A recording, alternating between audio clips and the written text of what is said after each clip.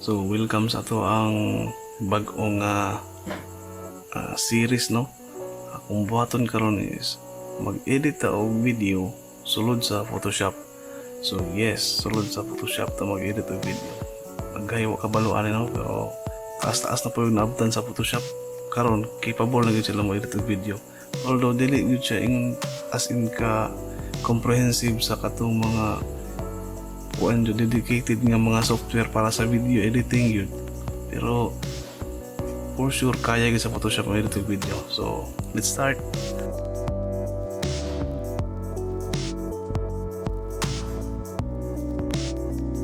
So first mag-create og new nga document sa Photoshop.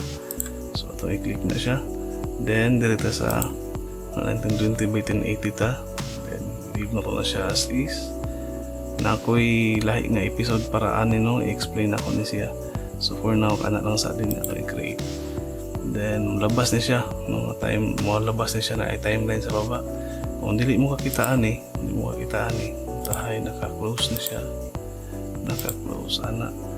Ani ka sa window, and then diretso ka sa timeline. So gawas ni siya. So magka-create video karon. Pag mag-create og video, simple ra kayo ang pagbutang og video diri. So open ka sa folder, then diri ka click ka sa video, then i-drag lang siya, then ihulog lang siya diri sa tungaw. Then before nimo ihulog, i-hold mo ang shift para mo center siya diri sa imong stage. So pagbuhi nimo na nga while holding the shift key, tunga gud siya butang, then i-enter nimo. So nara, so para i-hide mo na yung mga i-hide mo na yung mga guides, control H lang ka no, control H for hide. So nara, then para mag-create ang timeline, para makabuhat yung tag video, ato i-create ni naigamay nga araw sa kilid. Nakaputang diya create frame animation para na sa katong mga animation nga kanang kuan GIF no? Sa GIF na siya. So dirita kini create video timeline. So i-click na tayo kini click to ni. So kini nga video mo po ni siya nga video na diri. So kung mo na siyang i-scrub araw. So video gid siya. Then sa baba na pa yung audio track. So pwede pa ka magbutang diya og background music. So kini siya mo ni siya ang zoom in zoom out. Mo ni siya. Then kini siya mo ni siya ang imuhang frame rate no. So karon nakabot ang 29 frame per second mo siya yang pasabot. Then kini siya mo ni ang yang duration sa kining video. Kini. So matingala mo lahig number po diri. Kining taas frames mo lang gamit aning taas, no? Frames. Ang kasagaran mo nga video editing software ang gamit nila is seconds no, time. Kini siya frame ang gamit. So muna na ikabutan na F, okay, 10 frame. So muna siya.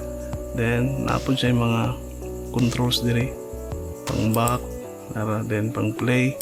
Kanang play diha ang siya sa keyboard niya is kini kuan imuhang space bar. Play stop na siya no. Then kini siya is forward. Then kini siya is ang sound. So muna siya. Kung gusto mo wala ko ng sound, wala siya i-click na, then kala ang nice sound. Then kini resolution is 50%. Pasabot ani ang iyahang quality sa kini imuhang preview karon nga makita nimo. So 50% siya, napoy 100, napoy 25. So ang default niya is 50. Pasabot na tunga-tunga sa iyahang katong original nga quality mo ng 50%. Ituyo na siya para paspas ang iyang playback. So kung imo siya i-play, dili siya kayong mag-lag, di siya magsighang-hang. Depende po sa imuhang gamit nga laptop no or PC kung sa kapaspasa. So ang default is 50. Pwede mo na siya 100 para kung as is, kung sa imong makita pag render nimo mo po yung makita diri. Pero ako lang i-leave as 50 para di kaya siya magputol-putol. Then kini kining handle diri pasabot ani asa lang taman ang gusto nimo i-render pag gusto nimo siya i-output. So muna yung pasabot kini. So gusto nimo diha lang taman ang imong video pag pag output niya pag render nimo diha lang siya ibutang. Pero gusto mo nga tanan jud imong i-render, drag mo sa last. So muna siya. So kanang may mga green nga gagmay diha pasabot kana siya diha nga area is na pre-render na siya, no? Na pre-render meaning pag imo na siya i-playback diha di na kay siya nagahanghang compare ano yung mga wala pa dali yung wala pa. So musangit-sangit na siya diha pag abot diha.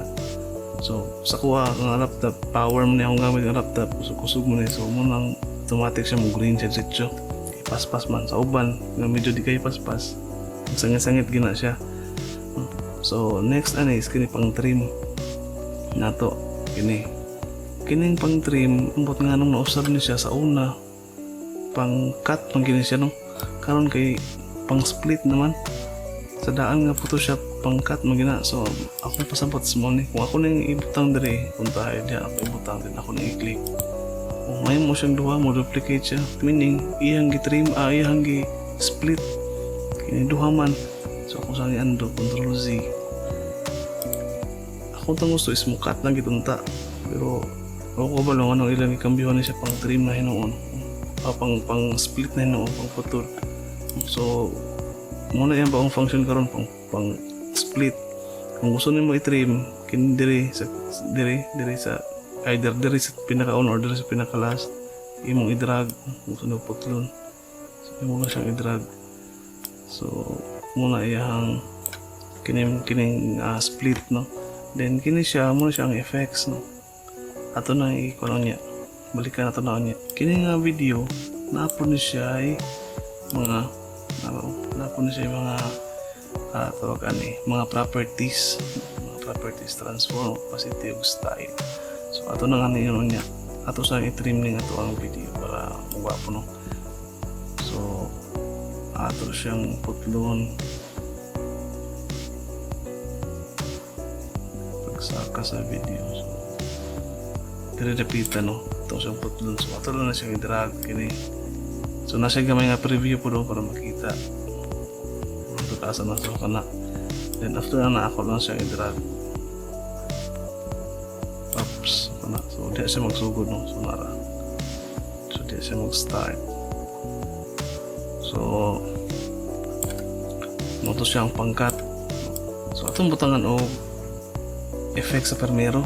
So kini atong gamiton kini and ato ibutang ang fade with white, then ang yung duration na 1 second. So kung gusto nyo tasaan drag lang mo pwede po, no. So give na ako siya as default niya 1 second. So ako siya i-drag then ako siya ibutang dito sa pinaka-Premiere. So nagkamay nga murag ko slide. So sabot na from white so tora. So mo to yung effect. So karon kung manamantaan yung area dito sa property sa video, no. So unsa ning transform.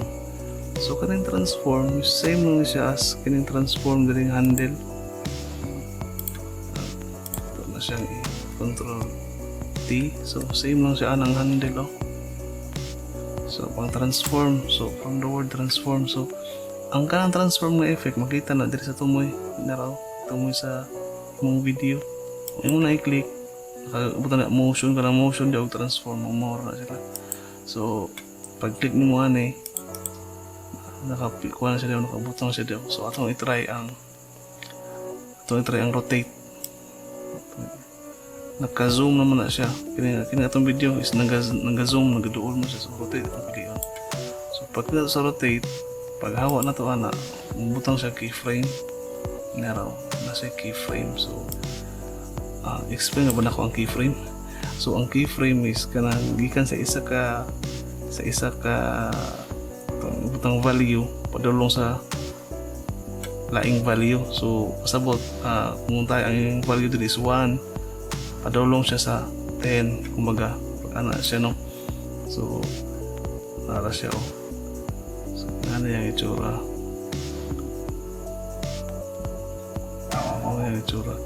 oops. So pwede ako mag-cut ito lang i-cut ni, no.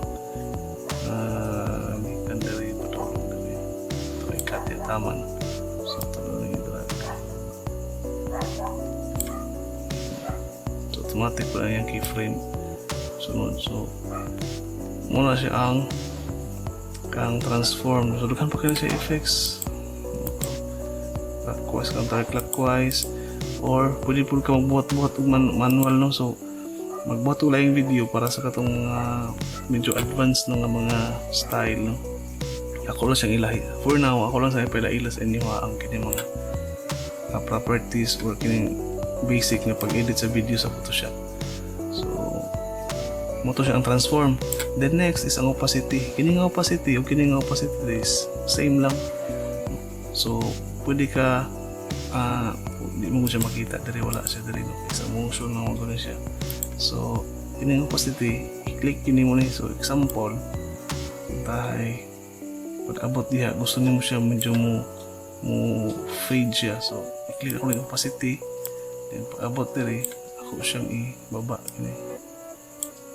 So mara siya.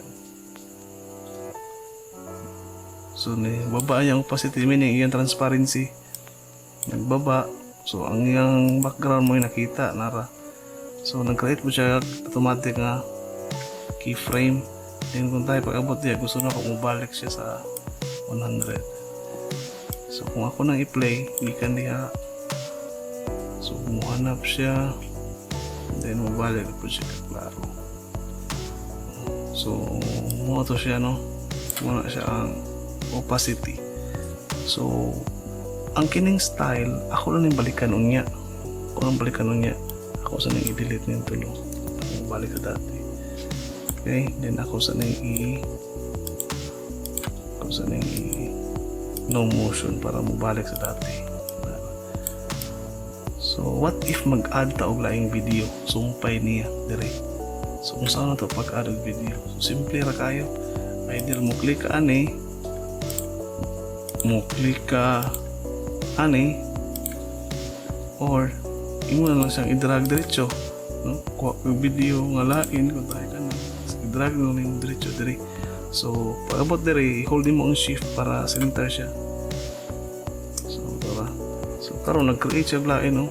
Dire sa lain ni sunod.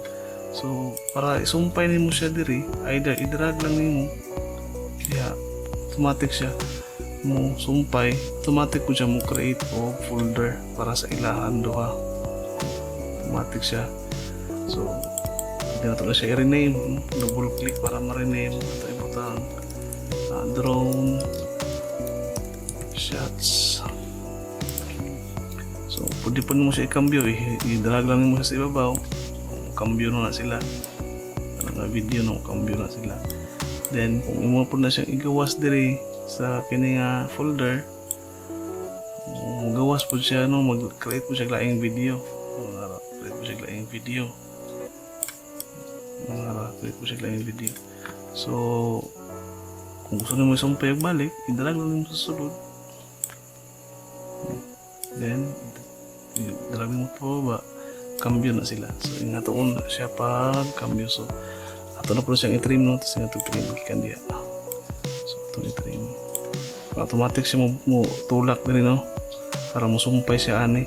Although pwede po na siya clone, automatic na siya mo tulak, mo pilit siya sa nag-una. So atong ibutan ko ay dali lang taman dali. Ubo lang. So ito siya i-drag. Okay, so para then pwede na ito siya applyan o transition. So ato na siyang butangan o fade with the white.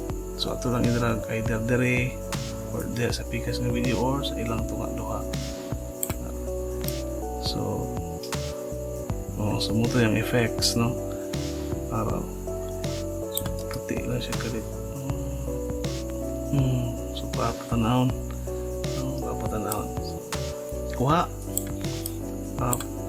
last day, no? Nako giingon ganiya na para asa ning style. So ako ipakita sa inyo, mag-create lang ta og simple lang sa, no? Simple lang sa nga polygon or sa bus stars, may tag star na lang. So muda ko niya hold na to ang shift para pantay tanang sides. Click na to ang spacebar para itong i-center. So kung tayo dito, so nag-create siya automatic nara pa lang yung layer sa star. So atong kambiyon og laing color, itong luha tong yellow.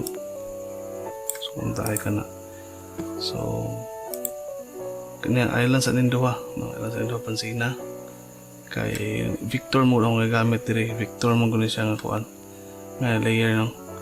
So mo na nag-create po siya og mask. So this is a style kung unsa ni siya. So mo na yung pasabot kana ang style ug kini nga style diri nga effects same lang na sila, no? So kung madto ko karon sa outer glow, so muna yung itsura. So atong kambiyon ng color nga tayo puti-puti. Wala ka na, napita ka na. Then atong i-okay. So ato sang i-balikan sa nato itong outer glow. Ato siyang babaan og size so gikan sa mga ana dyan. So ato na siyang i-click ang style. Then saka ta og tasan sa ni 10 frames atong ibalikan tong outer glow tapos atong tasan. Then after ana kini keyframe ato na siyang kopyahon. Right click, copy, then 10 frames man, so then next 20 dapat. So ito nang i-paste yan. So itong i-paste itong value. Oops. So paste. So muna yung effects, no? So wala akong guides na nara. So muna yung effects, no? So kung ako pa na ipadayon, ito na po ko sa 20. Ako na po na ipadayon ko na isa. Copy. Create po. Keyframe akong i-paste. So yung i-play. So mo ito yung effect, no?